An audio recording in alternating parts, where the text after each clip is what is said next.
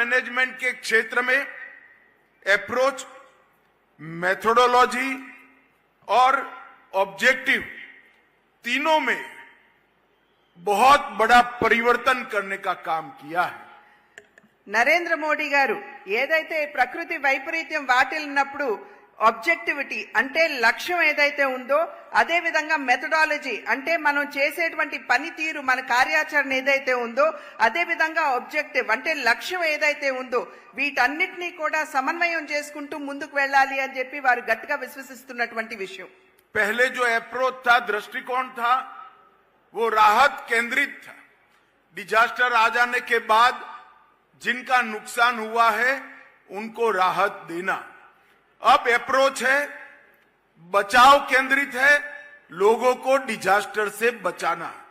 ये 360 degree approach में बदलाव नरेंद्र मोदी जी के आने के बाद 2014 के बाद आया है।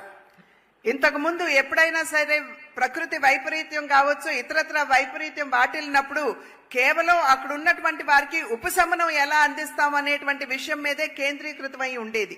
కానీ ఇప్పుడు ఏ విధంగా దృష్టికోణం మారింది అని అంటే, అక్కడ ఉన్నటువంటి వాళ్ళని రక్షించడం, అసలు ప్రమాదం వాటిల కంటే ముందే అక్కడికి వెళ్లి వారికి రక్షణగా నిలవడం అనేది ఇప్పుడు ఉన్నటువంటి దృష్టికోణంగా మనం అందరం కూడా గమనించాలి.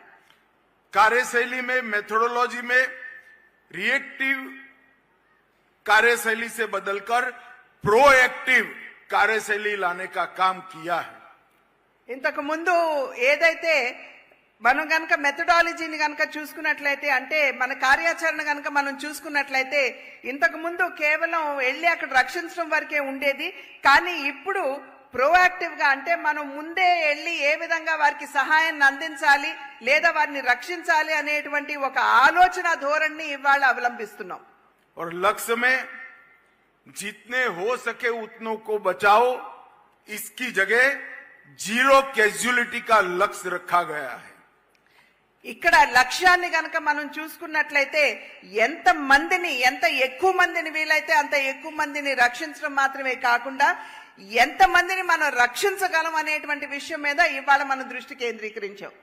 और ये लक्ष्य को सिद्ध करने में एनडीआरएफ, एनडीएमए और एनडीआईएम तीनों ने बहुत सामंजस्य से काम किया है।